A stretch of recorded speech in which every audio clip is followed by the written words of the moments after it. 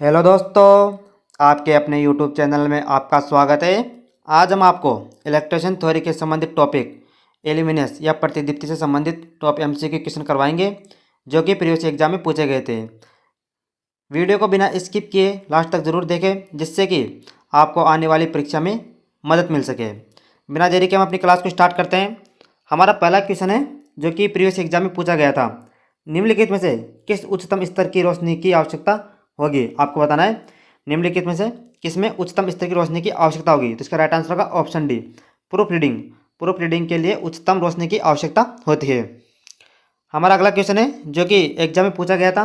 निम्नलिखित में से किसे न्यूनतम स्तर की रोशनी की आवश्यकता होगी? आपको बताना है निम्नलिखित में से किसमें न्यूनतम स्तर की रोशनी की आवश्यकता होगी। तो इसका राइट आंसर होगा option B, railway platform. Railway platform में निम्नतम स्तर की रोशनी की आवश्यकता होती है। अगला क्वेश्चन है हमारा जो कि प्रीवियस एग्जाम में पूछा गया था। निम्नलिखित में से कौन सा लैंप लगभग एक वर्णीय प्रकाश देता है? आपको बताना है निम्नलिखित में से कौन सा लैंप लगभग एक वर्णीय प्रकाश देता है। तो इसका राइट आंसर होगा ऑप्शन ए, सोडियम वाष्प लैंप। सोडियम वाष्प लैंप जो कि एक वर्णीय प्रकाश देता है। अगला क्वेश्चन है दीप्त स्रोत की दीप्तिमान दक्षता निर्भर करती है। आपको बताना है दीप्त स्रोत की दीप्तिमान दक्षता किस पर निर्भर करती है। तो इसका राइट आंसर होगा ऑप्शन बी, स्रोत के तापमान पर निर्भर करती है। हमारा अगला क्वेश्चन है जो कि प्रीवियस एग्जाम में पूछा गया था। आमतौर पर कार्बन आर्क लैंप का उपयोग कहाँ किया जाता है? बहुत इंपॉर्टेंट क्वेश्चन है।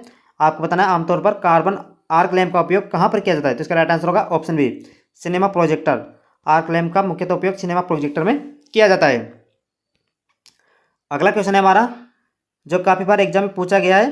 ठोस कोण की इकाई क्या है? आपको ध्यान रखना है ठोस कोण की इकाई क्या होती है। तो इसका राइट आंसर होगा ऑप्शन ए, स्टेरेडियन। स्टेरेडियन जो कि ठोस कोण की इकाई होती है। अगला क्वेश्चन है ग्रह में रोशनी की स्तर सीमा है। आपको बताना है ग्रह में रोशनी की स्तर सीमा क्या होती है। तो इसका राइट आंसर होगा ऑप्शन डी, 100 से 140 ल्यूमन पर मीटर स्क्वायर। 100 से 140 ल्यूमन पर मीटर स्क्वायर जो कि घर में रोशनी की स्तर सीमा होती है। हमारा अगला क्वेश्चन है एक फ्लोरेसेंट ट्यूब की चमकदार दक्षता होती है। आपको बताना है एक फ्लोरेसेंट ट्यूब की चमकदार दक्षता क्या होती है। तो इसका राइट आंसर होगा ऑप्शन डी। बहुत ही इंपॉर्टेंट क्वेश्चन है, आपको ध्यान रखना है इसकी दक्षता जो कि 60 से 65 ल्यूमन पर वाट होती है। अगला क्वेश्चन है प्रति वर्ग मीटर एक ल्यूमन के समान होता है। आपको बताना है प्रति वर्ग मीटर एक ल्यूमन के किसके समान होता है। तो इसका राइट आंसर का ऑप्शन है यह 1 लक्स के समान होता है। 1 लक्स बराबर प्रति वर्ग मीटर एक ल्यूमन के समान होता है। अगला क्वेश्चन है मानक वाट क्षमता 3 फीट फ्लोरेसेंट ट्यूब है। आपको बताना है कि 3 फीट फ्लोरेसेंट ट्यूब की वाट क्षमता कितनी होती है। तो इसका राइट आंसर होगा ऑप्शन बी, 40 वाट। 3 फीट फ्लोरेसेंट ट्यूब की वाट क्षमता 40 वाट की होती है। अगला क्वेश्चन है हमारा कैंडेला किसकी इकाई है? आपको बताना है कैंडेला किसकी इकाई होती है। तो इसका राइट आंसर होगा ऑप्शन ए, चमकदार तीव्रता। चमकदार तीव्रता की कैंडेला इकाई होती है। अगला क्वेश्चन है इकाई चमकदार फ्लक्स है। आपको बताना है एक इकाई चमकदार फ्लक्स का मात्रक क्या होता है। इसका राइट आंसर होगा ऑप्शन बी, ल्यूमेन। इकाई चमकदार फ्लक्स ल्यूमिनस फ्लक्स का मात्रक ल्यूमेन होता है। अगला क्वेश्चन है उसी लाइट बर्बादी के लिए कौन सा लैंप सबसे सस्ता है? आपको बताना है जो किसी लाइट के बराबर इलेक्ट्रिक ऊर्जा खर्च करता है तो उसके लिए कौन सा सबसे सस्ता लैंप होता है। तो इसका राइट आंसर का option D, GLS lamp. GLS lamp उसी लाइट बर्बादी के लिए सबसे अच्छा सस्ता लैंप है। अगला क्वेश्चन है विभिन्न स्रोतों की मोमबत्ती शक्तियों की तुलना के लिए उपयोग किए जाने वाले ऑप्टिकल उपकरणों को क्या कहा जाता है? आपको बताना है विभिन्न स्रोतों की मोमबत्ती शक्तियों की तुलना के लिए उपयोग किए जाने वाले ऑप्टिकल उपकरणों को क्या जाता है? इसे हम फोटोमीटर कहते हैं। Option A is the right answer. अगला क्वेश्चन है जो कि प्रीवियस एग्जाम में पूछा गया था। रोशनी घटना प्रवाह की दिशा के साथ प्रबद्ध सतह पर सामान्य द्वारा बनाए गए कोण के कोसाइन के सीधे अनुपातिक होता है। उपरोक्त कथन किससे संबंधित है? तो इसका राइट आंसर का ऑप्शन डी, लेबर्ट का कोसाइन नियम। लेबर्ट का कोसाइन नियम पर यह आधारित है। अगला क्वेश्चन है विभिन्न रंगों के प्रकाश की तुलना करने के लिए किस फोटोमीटर का उपयोग किया जाता है? आपको बताना है विभिन्न रंगों के प्रकाश की तुलना करने के लिए किस फोटोमीटर का उपयोग किया जाता है। तो इसका राइट आंसर होगा option B, gills flicker photometer. इसके लिए हम गिल्स फ्लिकर फोटोमीटर का उपयोग करते हैं।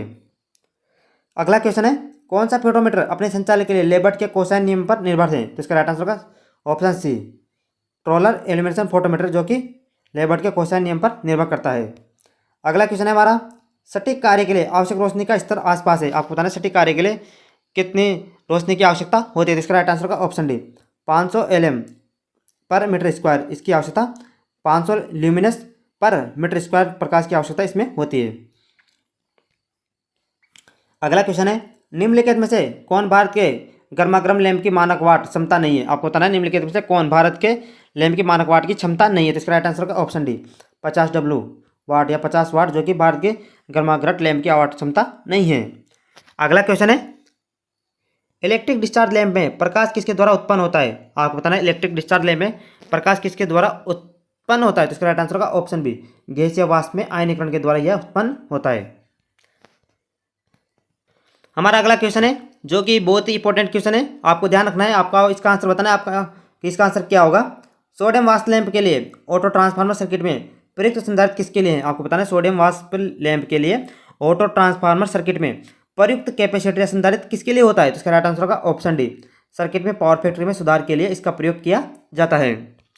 अगला क्वेश्चन है, पारावाष्प लैंप देता है, आपको बताना है पारावाष्प लैंप क्या देता है? तो इसका राइट आंसर होगा ऑप्शन सी हरी नीली रोशनी। पारावाष्प लैंप जो कि हरी नीली रोशनी देता है, आपको ध्यान रखना है। अगला क्वेश्चन है, ल्यूमन पर वाट किसकी इकाई है? आपको बताना है ल्यूमन पर वाट किसकी इकाई होती है? तो इसका राइट आंसर होगा ऑप्शन है चमकदार दक्षता, जिसकी इकाई ल्यूमन पर वाट होती है। अगला क्वेश्चन है, कैंडला किसकी इकाई है? आपको बताना है कैंडला किसकी इकाई होती है? तो इसका राइट आंसर होगा ऑप्शन सी चमकदार तीव्रता की इकाई कैंडला होती है। अगला क्वेश्चन है जो कि एग्जाम में पूछा गया था, फ्लोरेसेंट लैंप के प्रभाव में कभी कभी घूमने वाली मशीनरी के पहिए स्थिर प्रतीत होते हैं, इसका क्या कारण होता है? आपको बताना है फ्लोरेसेंट लैंप के प्रभाव में कभी कभी घूमने वाली मशीनरी के पहिए स्थिर प्रतीत होते हैं, इसका क्या कारण होता है? तो इसका राइट आंसर होगा ऑप्शन बी स्ट्रोबोस्कोप प्रभाव। स्ट्रोबोस्कोपिक प्रभाव के कारण हमें वो घूमने की जगह एक जगह स्थिर दिखाई देती है।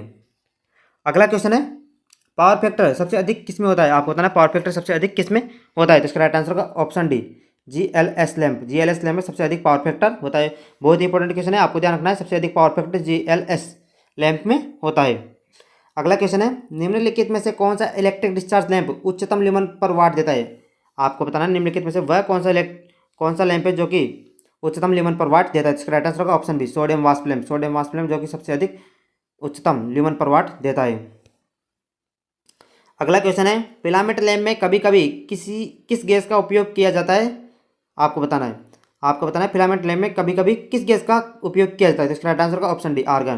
फिलामेंट लैंप में कभी कभी आर्गन गैस का उपयोग किया जाता है। अगला क्वेश्चन है, कौन सा बल्ब सबसे कम बिजली पर चलता है? आपको बताना है वह कौन सा बल्ब है जो कि सबसे कम बिजली पर चलता है? तो इसका राइट आंसर होगा option a torch bulb. Torch bulb जो कि सबसे कम बिजली पर चलता है। हमारा अगला क्वेश्चन है, टंगस्टन फिलामेंट लैंप का आउटपुट निर्भर करता है, आपको बताना टंगस्टन फिलामेंट लैंप का आउटपुट किस पर निर्भर करता है? तो इसका राइट आंसर होगा ऑप्शन सी फिलामेंट के तापमान पर। टंगस्टन फिलामेंट के लैंप का आउटपुट जो कि फिलामेंट के तापमान पर निर्भर करता है। अगला क्वेश्चन है, निम्नलिखित में से कौन सा एक ठंडा कैथोड लैंप है? आपको बताना निम्नलिखित में से कौन सा एक ठंडा कैथोड लैंप होता है? तो इसका राइट आंसर होगा option B neon lamp.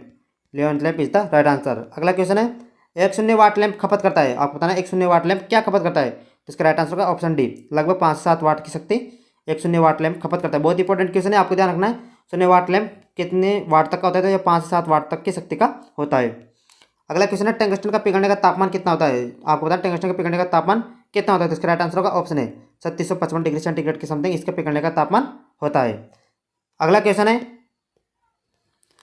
पारावाष्प lamp की रोशनी में लाल वस्तु किसके कारण काली दिखाई देती है? आपको बताना है पारावाष्प लैंप की रोशनी में लाल वस्तु किसके कारण काली दिखाई देती है? तो इसका राइट आंसर होगा ऑप्शन बी लैंप विकिरण से लाल प्रकाश की अनुपस्थिति के कारण।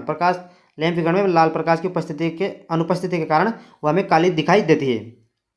अगला क्वेश्चन है, फ्लोरेसेंट लैंप का झिलमिलाहट प्रभाव अधिक स्पष्ट होता है, आपको बताना है फ्लोरेसेंट लैंप का झिलमिलाहट प्रभाव अधिक स्पष्ट कहाँ पर होता है? तो इसका राइट आंसर होगा ऑप्शन सी कम फ्रीक्वेंसी के कारण यह प्रभाव अधिक स्पष्ट हमें दिखाई देता है। अगला क्वेश्चन है, जीवन गर्माहट दीपक होने की उम्मीद है, आपको बताना है जीवन गर्माहट दीपक की जीवन कितना होता है? तो इसका राइट आंसर होगा ऑप्शन सी 1000 घंटे। यह 1000 घंटे तक चल सकता है। अगला क्वेश्चन है, सिनेमा प्रोजेक्टर के लिए रोशनी का स्रोत है, तो इसका राइट आंसर होगा ऑप्शन है कार्बन आर्क लैंप का प्रयोग सिनेमा प्रोजेक्टर लैंप में किया जाता है। अगला क्वेश्चन है, सोडियम वाष्प लैंप को लगभग आयनीकरण क्षमता की आवश्यकता होती है, तो आपको बताना है इसके कितनी आयनीकरण क्षमता की आवश्यकता होती है? तो इसका राइट आंसर होगा ऑप्शन डी 5 वोल्ट। सोडियम वाष्प लैंप को लगभग आयनीकरण क्षमता के लिए 5 वोल्ट की आवश्यकता होती है। हमारा अगला क्वेश्चन है, 220 वोल्ट 50 हर्ट्ज आपूर्ति पर एक फ्लोरेसेंट लैंप में झिलमिलाहट की आवृत्ति होगी, तो इसका राइट आंसर होगा ऑप्शन बी 100 प्रति सेकंड इसकी फ्रीक्वेंसी होगी। अगला क्वेश्चन है, हरे रंग की तरंग दैर्घ्य लगभग होती है, आपको बताना है हरे रंग की तरंग दैर्घ्य कितनी होती है? तो इसका राइट आंसर होगा ऑप्शन डी 5500 एंगस्ट्रॉम के लगभग हरे रंग की तरंग दैर्घ्य होती है। अगला क्वेश्चन है एक एंगस्ट्रॉम कितना होता है, तो इसका राइट आंसर का ऑप्शन सी 10⁻8 माइनस सेंटीमीटर इसका एंगस्ट्रॉम का मान होता है, तथा 10⁻−9 mm का मान इसका मान होता है। अगला क्वेश्चन है न्यून लैंप के साथ एक ऑटो ट्रांसफार्मर का प्रयोग करना चाहिए, क्यों? आपको बताना है न्यून लैंप के साथ एक ऑटो ट्रांसफार्मर का प्रयोग करना चाहिए, तो इसका राइट आंसर का ऑप्शन डी उच्च स्टेप डाउन उत्पाद के कारण इसमें ऑटो ट्रांसफार्मर का प्रयोग करना चाहिए। अगला क्वेश्चन है सोडियम मास्क लैंप में डिस्चार्ज सबसे पहले शुरू होता है, आप बताएं सोडियम मास्क लैंप में डिस्चार्ज सबसे पहले शुरू होता है, तो इसका राइट आंसर का ऑप्शन बी नियॉन गैस में इसमें सबसे पहले शुरू होता है।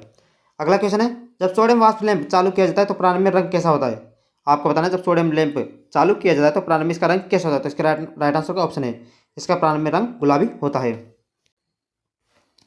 अगला क्वेश्चन है निम्नलिखित में से किस रंग की तरंगदैर्घ्य हरे और अगला क्वेश्चन है हमारा निम्नलिखित में से किस रंग की तरंगदैर्घ्य हरे और ऑरेंज रंग के बीच में होती है, आपको बताना है किस रंग की तरंगदैर्घ्य हरे और ऑरेंज रंग बीच में होती है, तो इसका राइट आंसर का ऑप्शन बी येलो कलर जो कि हरे और ऑरेंज के बीच में होता है। हमारा अगला क्वेश्चन है ट्यूबलाइट में चौक लगाने का उद्देश्य क्या है, तो इसका राइट आंसर का ऑप्शन डी करंट को उचित मूल्य तक सीमित करने के लिए हम चौक का प्रयोग करते हैं।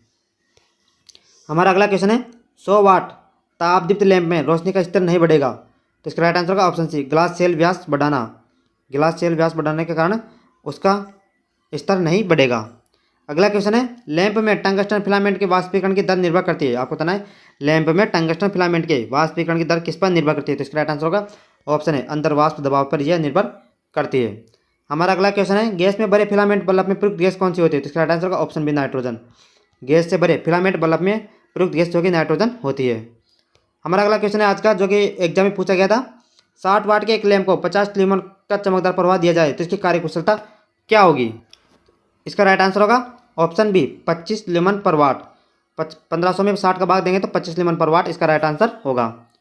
हमारा अगला क्वेश्चन है एक लक्स के समान है, तो इसका राइट आंसर का ऑप्शन ए 1 ल्यूमन पर वर्ग मीटर जो कि 1 लक्स के समान होता है। हमारा अगला क्वेश्चन है जो कि एग्जाम में पूछा गया था निम्नलिखित में से किस अनुप्रयोग के लिए पराबैंगनी लैंप की आवश्यकता नहीं होती है, तो इसका राइट आंसर का ऑप्शन बी कार लाइटिंग के लिए पराबैंगनी लैंप की आवश्यकता नहीं होती है। अगला क्वेश्चन है लैंप के फिलामेंट में मास मुख्यतः आसपास के वातावरण में संचारित होता है, तो इसका राइट आंसर का ऑप्शन सी विकिरण के कारण ये आसपास के वातावरण में संचारित हो जाता है। अगला क्वेश्चन है फ्लोरेसेंट ट्यूब सर्किट में चौक का कार्य क्या होता है, तो इसका राइट आंसर का ऑप्शन डी वर्तमान सीमित उपकरण के लिए हम चौक का उपयोग करते हैं। अगला क्वेश्चन है जब एक फ्लोरेसेंट लैंप को डीसी पर संचालित किया जाना है तो सर्किट में निम्नलिखित में से कौन सा अतिरिक्त उपकरण शामिल किया जाना चाहिए, तो इसका राइट आंसर का ऑप्शन बी प्रतिरोध। इसमें हमें को प्रतिरोध का प्रयोग किया जाना चाहिए। अगला क्वेश्चन है अल्ट्रा वायलेट लैंप का उपयोग करते समय अधिकतम परावर्तक किसका बना होना चाहिए, तो इसका राइट आंसर का ऑप्शन डी एल्यूमिनियम का, यह एल्यूमिनियम का बना होना चाहिए, आपको ध्यान रखना है।